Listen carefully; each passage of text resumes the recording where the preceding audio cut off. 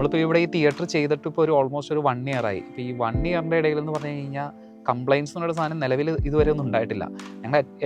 ഞങ്ങളുടെ യൂസേജ് എന്ന് പറയുന്നത് അറ്റ്ലീസ്റ്റ് നന്നായിട്ട് നമ്മൾ യൂസ് ചെയ്തിരുന്നു.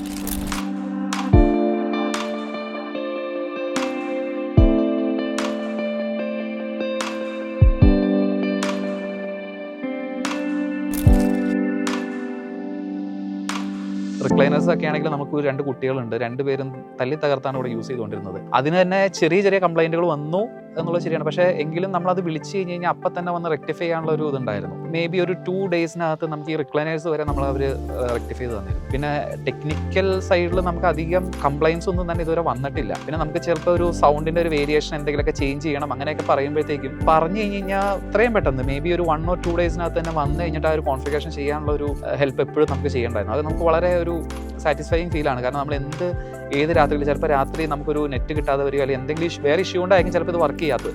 അപ്പോൾ അങ്ങനെ ഒരു ഇഷ്യൂ അല്ലെങ്കിൽ എന്ത് ക്ലാരിഫിക്കേഷൻ ഉണ്ടെങ്കിലും എത്ര രാത്രി വിളിച്ചു കഴിഞ്ഞാലും വന്ന് അല്ലെങ്കിൽ ഫോണിലാണെങ്കിലും അത് പെട്ടെന്ന് കണക്ട് ചെയ്ത് നമുക്ക് റിസോൾവ് ചെയ്ത് തരുന്നുണ്ട്. അപ്പോൾ അതുകൊണ്ട് തന്നെ ഞങ്ങളിതിൽ വളരെയധികം ഹാപ്പിയാണ്.